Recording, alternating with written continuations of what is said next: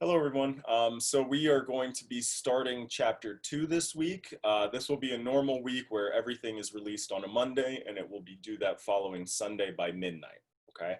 Um, Make sure that you're doing these modules, these different topics in order and completing the assignment at the end of each topic. That'll really help you guys learn. So this week, what we're going to be doing is molecular representations.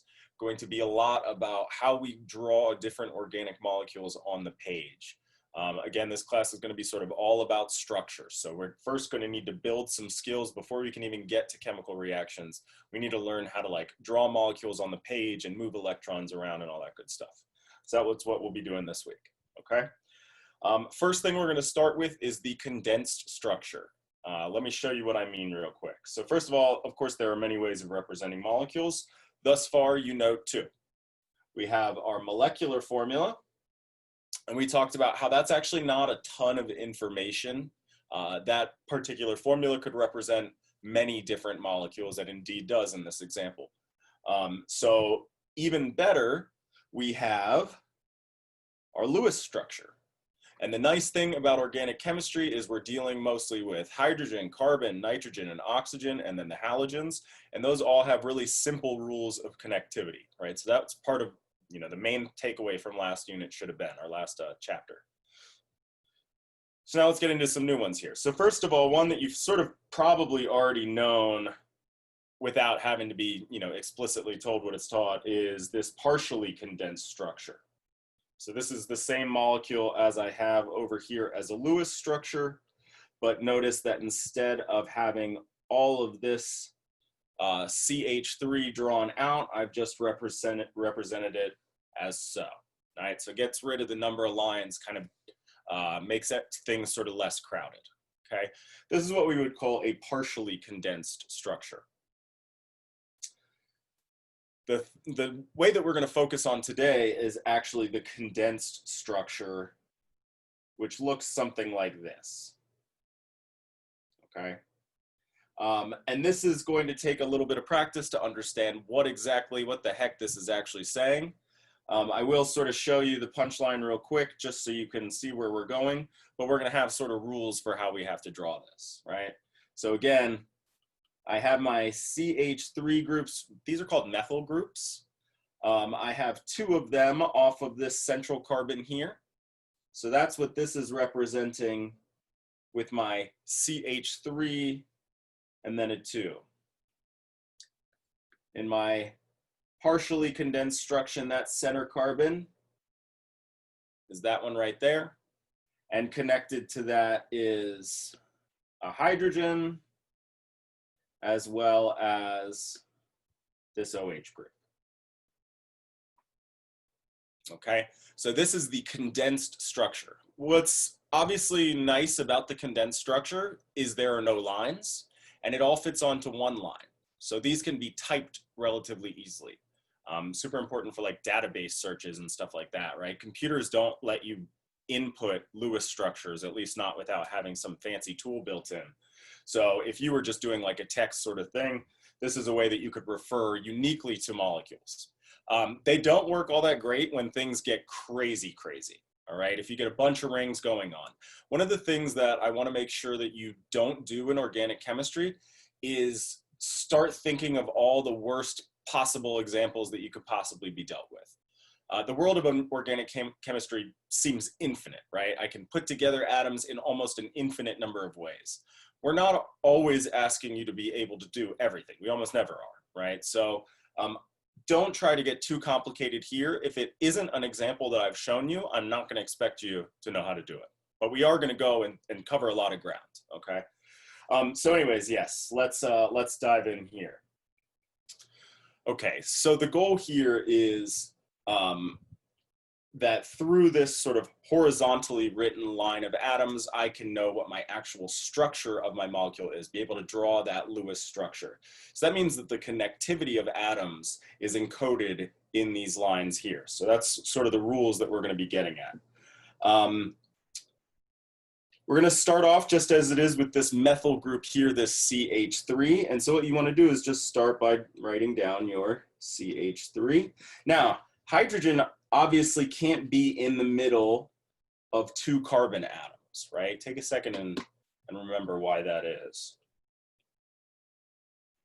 One of the nice things about organic chemistry, these structures do get quite complicated, but they always follow those rules where carbon has 4 bonds and hydrogen only has 1 bond and oxygen has 2 bonds, all that good stuff, right?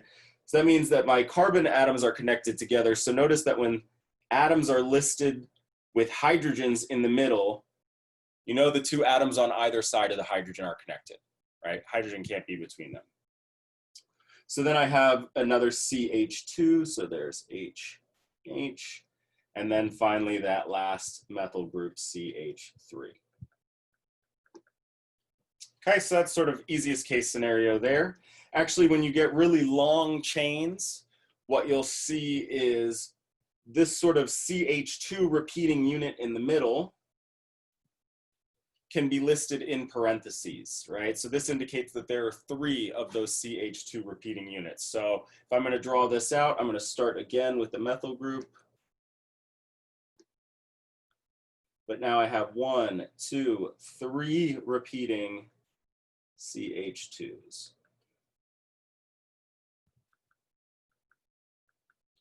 And then a terminal methyl group here.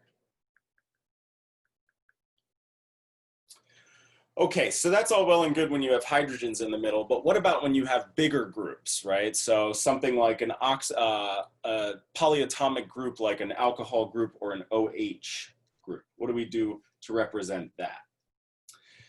Notice that there's also this in parentheses, but this does not mean COH,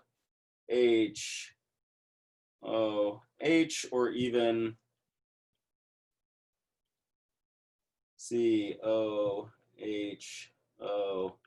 or something like that. This is how you deal with molecules that are sticking out of the middle of your, this is how you deal with groups, polyatomic groups that are sticking out of the middle of your molecule. So let's just sort of see if we can decode what this means here. I start out with, again, the methyl group. I have another carbon. Notice no hydrogens are listed after that, just 2 OH groups. So those 2 OH groups are sticking off of my carbon there. And then lastly, I have another CH3. Okay.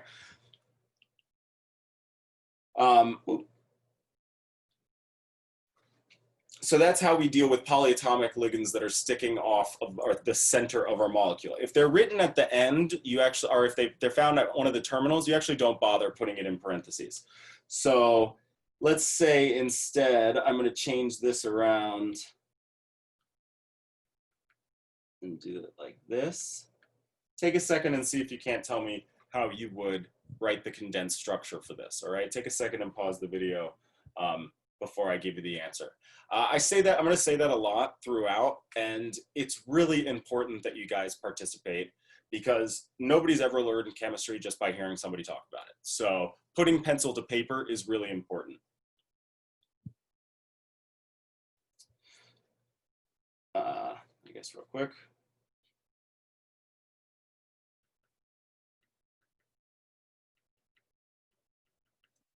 Would have been how you could have written the condensed structure for that.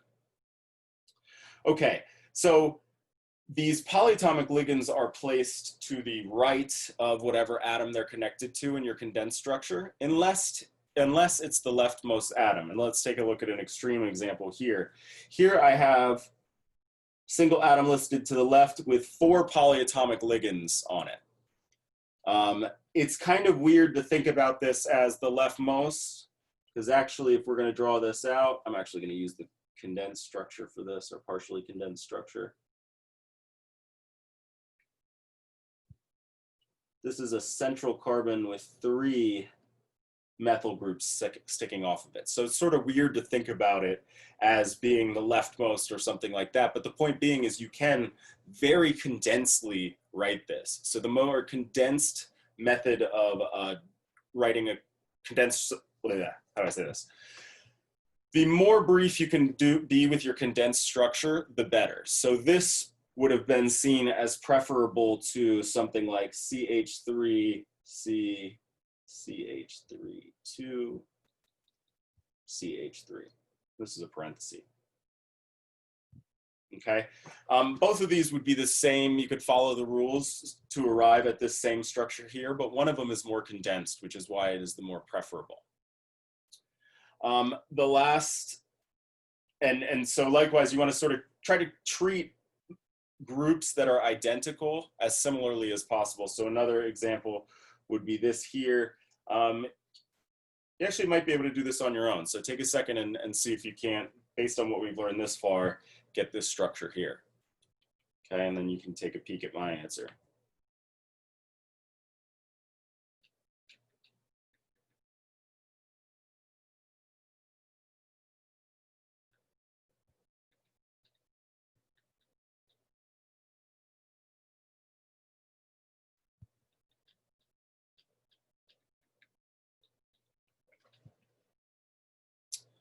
Okay.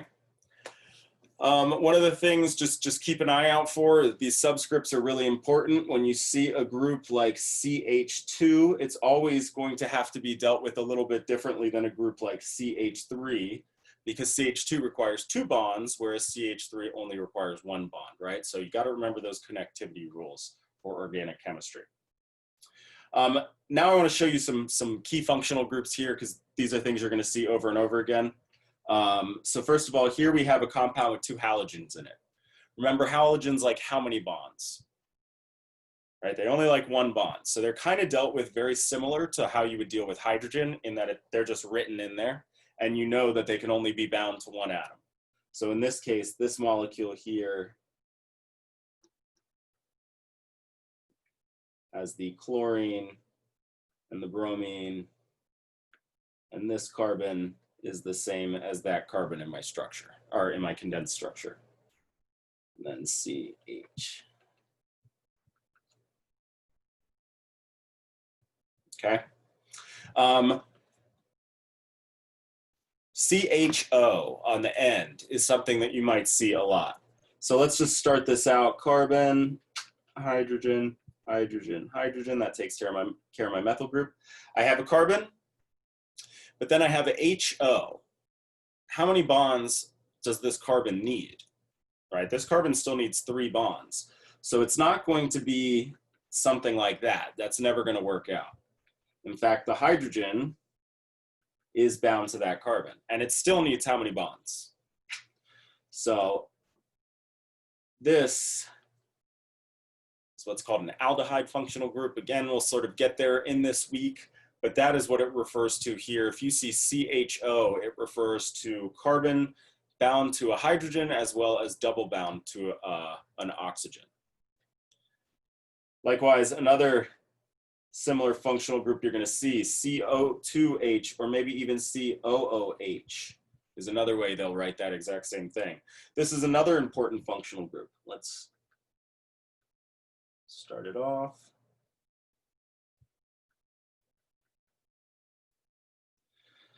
Again, how many bonds does this carbon need? It still needs 3. So here we again have a double bound oxygen and then an OH. This is what we call a carboxylic acid group. This proton right here is acidic. We'll get to all that fun stuff this semester, but again, just something that you need to be able to recognize from a condensed structure to know what that means in terms of a Lewis structure, because you'll see those combinations written a lot. And the last one here is con. What the heck is con? All right, so again, if I'm going to start this, I'm going to actually make some room for myself. If I'm going to start this, I again have the methyl group down at the bottom. Carbon, again, how many bonds does carbon need? It still needs 3. So here I'm going to be double bonded to an oxygen and single bonded to a nitrogen for con. And then in this case, there are 2 methyl groups, 2 CH3 groups on that nitrogen. Okay. One of the things that I should probably point out is I've been very sloppy about my lone pairs. every single oxygen that I've drawn should have 2 lone pairs, every single nitrogen 1 lone pair. We're going to talk about formal charges in a bit, but that is a big difference in organic chemistry than what you saw in, with Lewis structures in general chemistry. We often just, they're implied. We know when they're there. And if there is some weird sort of thing where a molecule has a formal charge, we'll explicitly write in the charge, not drawing the electrons. So if you notice that I've been sloppy like that, that's a habit that I have from organic chemistry. And you yourself won't be drawing in dots in this class. Okay, so practice your condensed structures, and then we can go on to the real deal way that you're going to be drawing molecules, which are these bond line structures.